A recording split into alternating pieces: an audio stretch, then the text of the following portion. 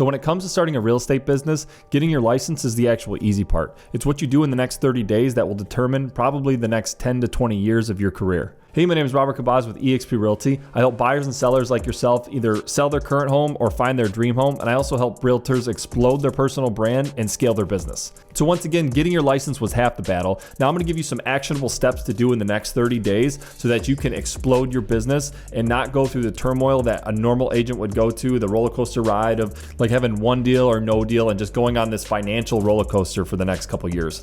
So when it comes to actually starting your real estate business, the first thing you need to do is you need to get a database full of people that you know. This is the biggest thing that I did not do in my business when I first started, and that really made the biggest difference when I actually started doing it. So what do I mean by database? Obviously, it's a big group of people in one specific spot. So there's softwares out there that will help you do this and that have a bunch of cool tools that can help you, such as Top Producer, Follow Up Boss, KV Core, etc. There's a ton of them out there. Or you can just get simple and write them down on a piece of paper or put them in an Excel sheet or a notes on your phone. Whatever it is, you need everybody in one spot. Don't get hung up too much on the actual system that you're using. As long as you have everybody in one spot that you can have forever, and you can then put that in a different system later on down the road. But the idea is to sit down and just make sure you get everybody in that single spot. Why it's so important is that those people that are in your database, they're the lifeblood of your business. They're the engine that's going to run everything,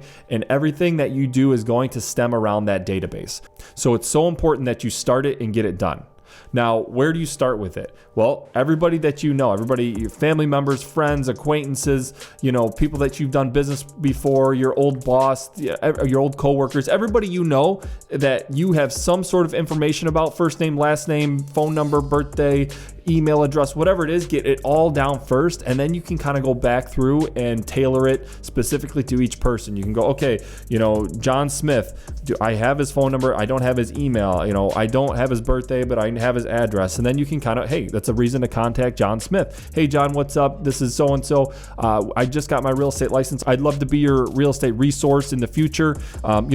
Just so I have everything right. What's your birthday? Or what's, whatever it is. It gives you a reason to reach out. And that's kind of your starting point for the first 30 days, is getting that database exactly where you need it to be.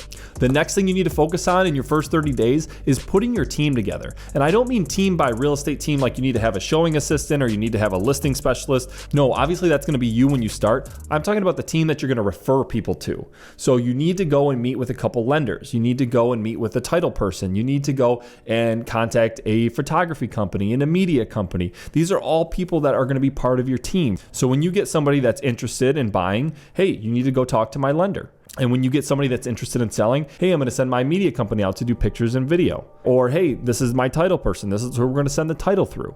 So this is what I mean by team. You need to get those people in place so you're not scrambling when you get a lead and you don't know where to send them, because that just sounds unprofessional. If I get a lead, hey, are you pre-approved or not? No, I'm not pre-approved. Okay, well, you're going to go talk to this guy, or you're going to talk to this girl, or you're going to, they're going to take great care of you. I know them, I respect them, and I know they're going to give you great service. So just getting those people in place is so important. And it's cool. Just ask around too. Ask your friends, ask your family. Once again, another reason to reach out. Hey, who have you worked with in the past that's a lender? Who do you know that's in title? Or ask fellow realtors, people that are in your same office or your brokerage. Hey, who do you guys use for title? Who do you guys use for a lender?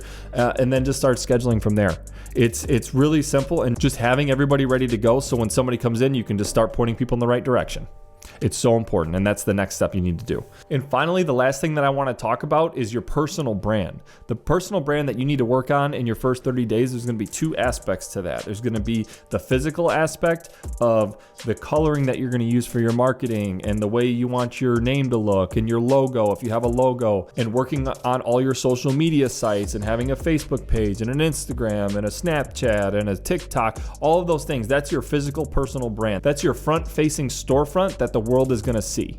So you need that personal brand to look good. It needs to be uniform on all platforms, and it needs to look professional. The second part that you need to work on in your personal brand is the intangible aspect of it. What makes you different? What makes you unique? Why should somebody choose you over the top agent in their area? This is so important because obviously there's a lot of realtors out there and there's a lot of agents that claim to be the best. So why are they going to choose you? So you need to have some sort of unique value proposition that you're going to give somebody that they're going to go, hey, we want this guy.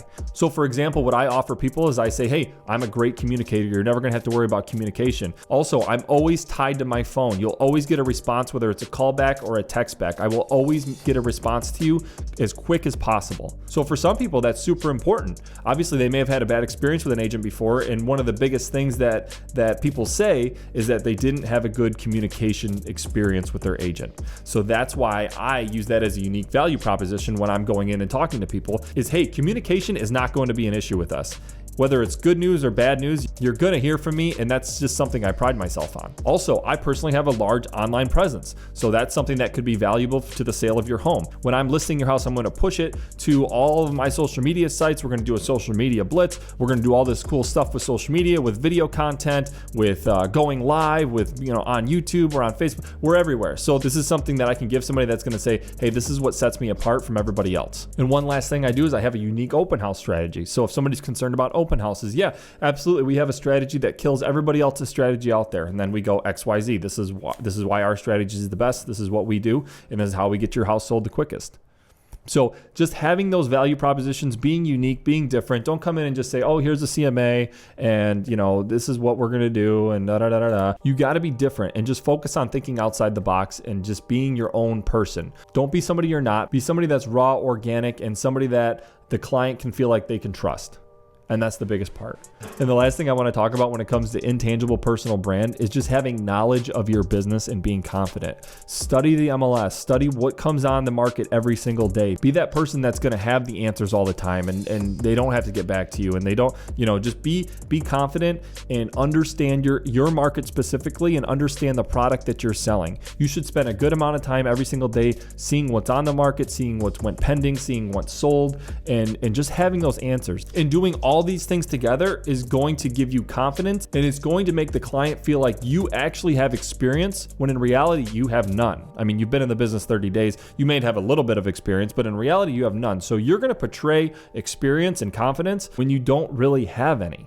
And that's the biggest part of this. People want to work with somebody they know, like, and trust. And people also get weary about selling a home with somebody that has no experience. So if you come to me and I'm the client and I see that you've got your personal brand all good, everything looks awesome, you're all over social media, you have video content out there that's giving me value, giving me good advice on how I should purchase my next home or sell my current home, I'm gonna feel like, hey, this guy knows what he's talking about. This guy's experienced. This guy is my guy, and I'm gonna go with you just because of that confidence and that knowledge of the market. So, all right, just to recap, the first thing you need to do is you need a database. You need to get everybody in one spot. The next thing you need to do is you need to put your team together. Who's your lender? Who's your title person? Who's your media company? Who's your insurance company? And the third thing you need to do is you need to work on that personal brand, setting up all your social medias, making sure that your logos are cool, making sure that your colors are uniform across all platforms. Everything looks the same, everything's professional, and everything portrays experience, confidence, and knowledge. And if you do those three things, I promise you're gonna be super successful in this business and you're gonna have a super long career. So if you enjoy this content, please like the video, subscribe to the channel, and be on the lookout for the next one.